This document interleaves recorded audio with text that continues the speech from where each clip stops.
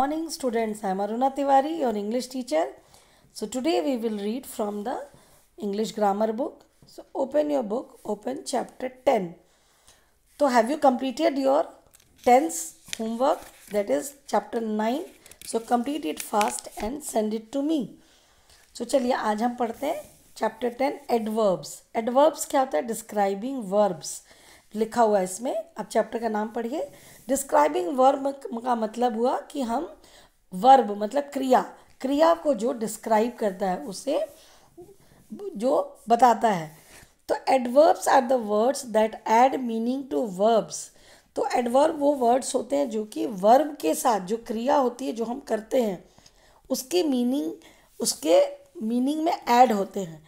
And indicate how things are done, और ये बताते हैं कि जो चीज़ें हैं वो कैसे होती हैं, और व्हेन इट इज़ डन, और वो कब होती हैं, और हाउ इट इज़ डन, और ये कैसे होती हैं. An adverb may also be use to qualify an adjective और अनदर वर्ब. और एडवर्ब क्या होता है? वो एडजेक्टिव के बारे में भी बताता है और दूसरे वर्ब के बारे में भी. तो हम इसे और अच्छे से पढ़ेंगे.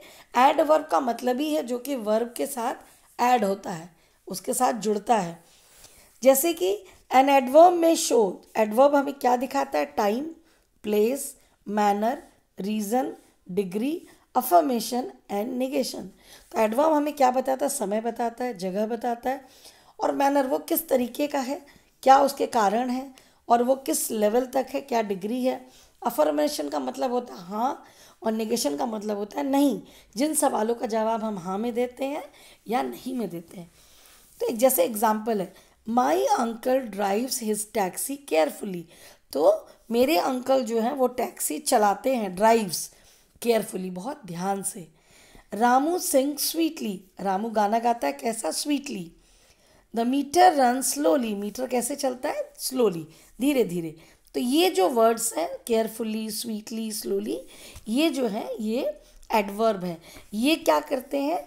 जो इसमें वर्ब था इन सेंटेंस में, जैसे ड्राइव्स, सिंग्स, रन्स, तो इसके मीनिंग में वो ऐड होते हैं कि वो कैसा गाना गा रहे हैं, वो कैसा ड्राइव कर रहा है, वो मीटर कैसे चल रहा है. तो इसीलिए जो वर्ब के साथ ऐड होते हैं तो उसे हम एडवर्ब कहते हैं. तो टाइप्स ऑफ एडवर्ब हम पढ़ेंगे.